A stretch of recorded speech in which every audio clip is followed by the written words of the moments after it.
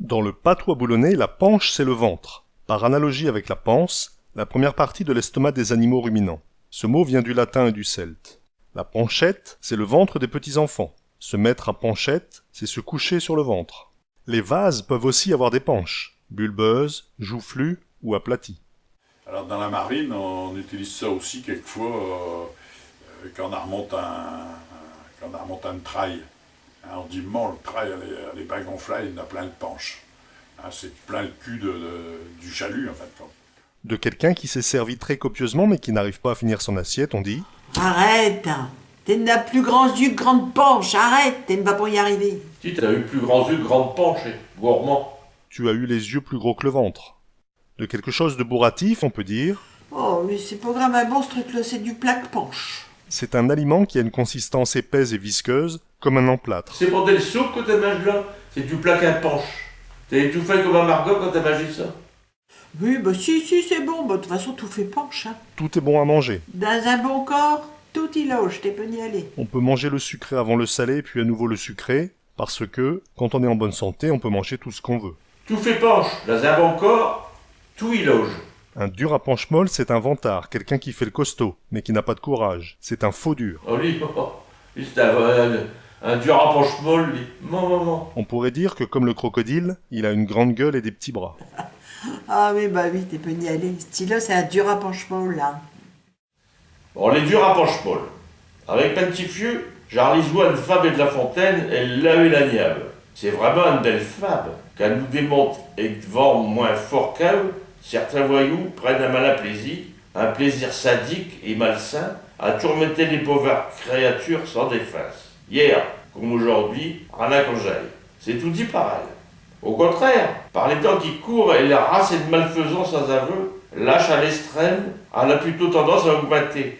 Et je n'ai pas pu m'empêcher de lui conseiller gravement de se méfier et de cette sale engeance-là. Mantifieux, viens ici. Accueille-le, Rémi, on va faire des morales.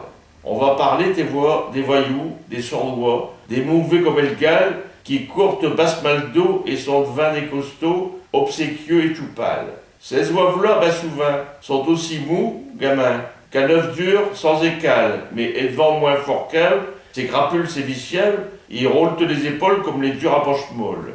Gare, mon pauvre d'Artagnan, pour pouvoir un sous-méfiant, trop serviable et de bonne veule, ils vont-elles l'agresser et le violer, le dépouiller dès qu'ils s'approuvent à une greule et croient jusqu'au bout. Ils vont le rouer de coups, les décarcasser de splure. Sans un lien avec pitié, avec férocité, ils l'escadent sans mesure.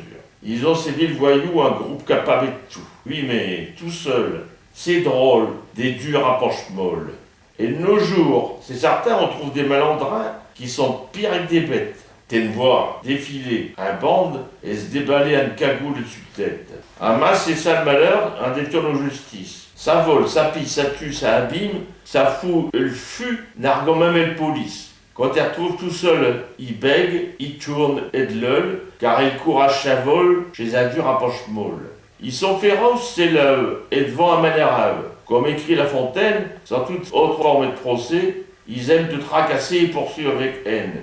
Cruels et malfaisants, ils sont sans maître et de gants, malmenés à victime. Ils ont le martyrisé, le torturé, l'écrasé, allaient même jusqu'au crime. Ils sont ces pires voyous, ensemble capables de tout, mais seuls, ça quand j'ai de rôle, un faux dur à poche molle. De quelqu'un à qui on ne peut pas faire confiance, on dit Non, on peut pas compter sur lui, c'est une panche pourrite. c'est un pourri. Non, ce style-là, c'est une panche à brûle. Tu peux pas écouter ce qu'il dit, c'est une panche à brûle. C'est un salopard. T'as un focus, t'as une poche pourrite, lui. Une poche à brûle, ouais. D'enfants ou de jeunes adultes qui font tout le temps des bêtises, on peut dire Oh ouais, non, ils sont rien de bon dans le panche, ça, là. ils sont pleins de vices. Lui, ils ne font que des conneries, il a rien dans la poche, lui. Ils ont le diable dans le panche, y a pas moyen de les tirer tranquilles d'un minute. Ouais, ils ont le diable dans la poche, ces margues-là. C'est des caronnes, ces marguelots. Ils n'ont que de la caronnerie dans le panche. Ils ont plein de vis dans la poche. Des vis plein de panche qu'ils ont, tous ces marguelots. Oh! Si t'as plus de vis dans la poche que dans la boutique à petit frère. T'as plus de vis dans le panche que dans la boutique à petit frère. Lorsqu'on va rendre visite à quelqu'un qui ne vous a offert ni à manger ni à boire, on peut dire Ouais, bah pour la nouvelle année, j'ai fait une visite de manche, mais pas une visite de penche. On a été lui dire bonjour, bah je peux te dire, hein. J'ai fait une visite de manche, mais pas une visite de panche. Hein. Il vaut mieux belle panche que belle manche. Il vaut mieux bien se nourrir que bien s'habiller.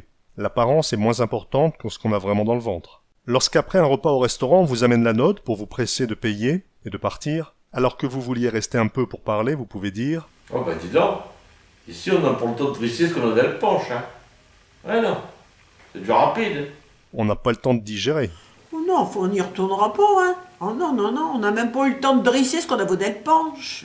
D'une femme très pâle qui est malade, on peut dire Ah, elle est blanche comme le penche d'un flé. Elle est malade. Les flets sont une variété de poissons plats qui ont le ventre très blanc. Elle est blanche comme le penche d'un flé. Panche de flé, c'est une insulte pour traiter quelqu'un de peu courageux, de poltron, de panche molle. Pour critiquer un fainéant, quelqu'un qui ne fait rien, on peut dire C'est bien métier de tricoter, hein. T'es peu n'y aller. On a tout dit les mains suspenches, hein. Tu as un beau métier, tu passes ton temps les bras croisés à ne rien faire. Il a fait le dos aussi mou que le penche. À force de le battre, son dos est devenu mou comme le ventre. À force d'avoir été martyrisé, il est maintenant docile comme un mouton. Alors après ça, il y a l'expression aussi, mais ça se dit, je dirais, en amplifiant sur le côté humoristique, il va attraper une rafale de coups de pied dans le penche. Quand on va se venger de quelqu'un, s'il continue de m'emmerder comme ça, il va attraper une rafale de coups de pied dans le penche. À un gros buveur à qui l'on dit « Ti, c'est de la bière que t'as dans le penche », il peut répondre « Je bois pondiao, ça donne des guernoules dans le penche ». Un verre de vin dans une penche, c'est un potiao dans une granche. Quand on prend un verre de vin, on devient plus fort, on a plus de courage pour travailler, ça nous rend plus solide. Rire plein se penche, c'est rire à ventre déboutonné. Se gratter le penche pour se faire rire, c'est faire des efforts pour rire lorsqu'on en a nulle envie. Lorsque l'hiver est très froid et que cela n'incite pas à bouger, on peut dire « Je vais me mettre dans le penche d'une vague jusqu'à Pâques. Je vais rester au chaud sans bouger. J'ai faim, un me penche à le groule. Mon ventre gargouille, on entend des borborigmes. Mes boyao, ils groulent d'un me penche tellement que j'ai faim. » Se grouler se penche, c'est refuser de manger alors qu'on a faim et que le ventre gargouille. Se serrer se penche, c'est se serrer la ceinture pour moins sentir la faim. Lorsqu'on ne vous a pas servi grand-chose à manger, vous pouvez dire « Un ourlon dans le penche d'un pourciao, c'est pon gramin. Un hanneton dans le ventre d'un cochon, ce n'est pas assez pour apaiser sa faim. Stila qui la se penche qu'elle crie famine, il ne pense mi plus à rien. Ventre affamé n'a point d'oreille. À l'inverse, quand le penche elle est pleine, on ne va pas voir ce qu'il y a dedans. Quand tout va bien, on ne cherche pas à savoir ni pourquoi ni comment. Peu importe les moyens, seul compte le résultat. Qu'importe le flacon, pourvu qu'on ait l'ivresse. Une panchie, c'est d'abord le contenu du ventre. C'est s'en mettre plein la panse. C'est une ventrée que l'on a après un bon repas copieux, un gueuleton. Dans la région de Valenciennes, on dit une penchée. Prin d'une panchie, c'est s'empiffrer, manger comme un goinfre. Mais il m'a foutu une penchie. C'est tellement bon que je vais m'en mettre plein le ventre. Mais j'adore ça, je vais maintenant foutre un penchi. Il se met à une panchie. Il mange beaucoup. Il ingurgite une grande quantité. Il s'est mis une sacrée penchi, hein. Il a mangé à s'en rendre malade. Il s'est mis une bonne penchie, hein. Oui, c'est un foutu une vraie penchi. Quand on a beaucoup mangé à s'en faire péter la sous-ventrière, et qu'on a les dents du fond qui baignent, on peut dire Ah, rien de penchie. Eh ben dis donc. « Quelle ventrée !» Rien de penchi. Oh, c'est tout bon, hein.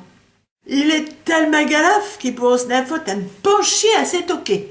Il est tellement gourmand qu'il pourrait manger à s'en étouffer. Il est tellement asgul qu'ils seront capables de se foutre une penchie à ses toquets. Oh, on me dit c'est un galaf, hein. Il est tellement galaf qu'il pourrait se foutre une penchi. Ouais, ben lui, il était tellement vorace qu'il n'attrape pas eu le penchie.